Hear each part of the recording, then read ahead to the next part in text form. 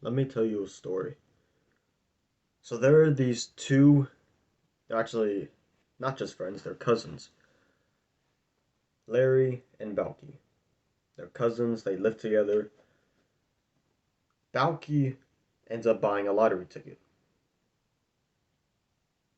The night comes to where they on air they release the numbers, the winning numbers. There's five winning numbers, and Balky is so excited. It's his first time buying a lottery ticket. He's so excited that he can't even read out the numbers as they're airing them out. So he puts his ticket into a hidden place and he writes down the numbers on a piece of paper beforehand. So he has the lottery ticket in a safe place and he has the his numbers on that paper. And when the night comes and they're reading aloud the winning numbers on TV, he gives the paper to Larry. Larry reads them out, and to his surprise, and to everyone's surprise, Balky had won the lottery. He had got the right lottery ticket. He had the right numbers, and Balky and Larry had just won $28 million because they live together and they're cousins and they share everything and they're like brothers, right? The next day, they go over to the lottery place. I don't even know where you go for that shit.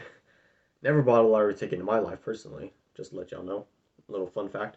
Anyway, back to the story. So they go to the lottery place, they give them the ticket, they get it out from the hiding place, they give the guy the ticket. He goes over the numbers and he says, "Sorry, the last number was actually wrong.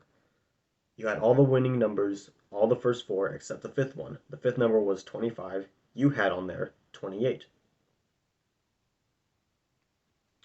And then they look at the piece of paper, and the way Balky had written it, because he's foreign, the 8 kind of looked like a 5. Or the 5 kind of looked like an 8. That confused Larry, and so they had not won the lottery. The guy did, though, give them $100 because they got 4 out of the 5 right, and they got 100 out of it.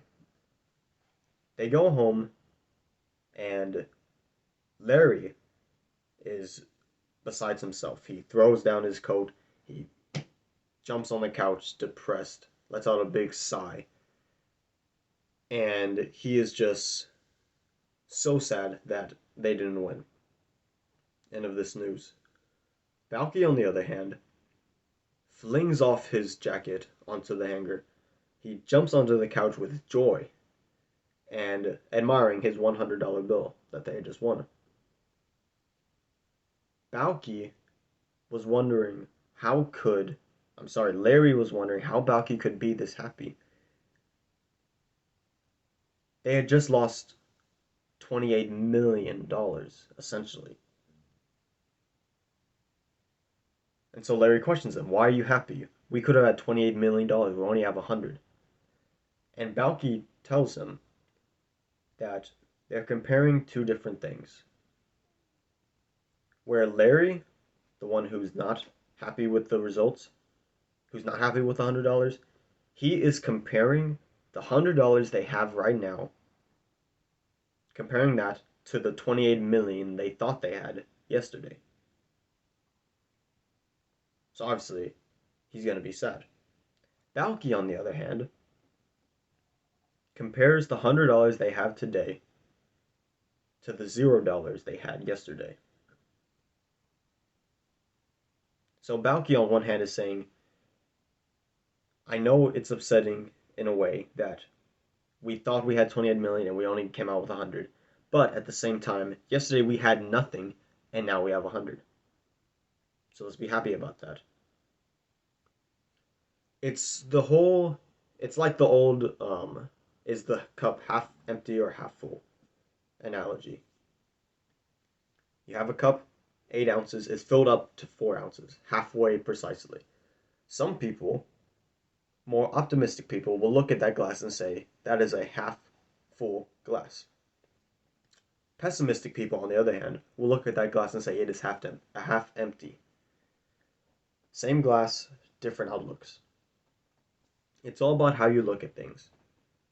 Yes, Balky could have cried up into a ball and just been depressed and besides himself because they had not won the lottery. But he decided to flip his view of it and think, we didn't have any money yesterday, now we have 100. We did win something. As opposed to thinking, oh, we lost out on 28 million when they never even had the 28 million. So, just an important lesson that I think I need to learn myself a lot because I'm very pessimistic most of the time. And if you are, just try to think more optimistic and in a better light. Oh, this girl cheated on me. You had good times together. Now it's time to move on. Because she cheated on you, she was not a girl worthy of you anyway. So there's no reason to be sad. No reason to be sad about that, and you move on. That's a way to look at it. Not, oh, this girl, I loved her. How could she do this to me? It hurts now. Maybe I should stay with her. Maybe she can change. No, that's not going to work. I'm depressed. Don't think that way. Try to look, and I know it can be tough sometimes. Trust me, I know. It can be tough to look for that and find that hope in times of complete darkness. But there is light in every dark situation. You can't have light without dark. You can't have yin without yang. You can't have chaos without order. So try to find the good in your situations, in your life, and try to make it uplift you and motivate you rather than bring you down and tear you down.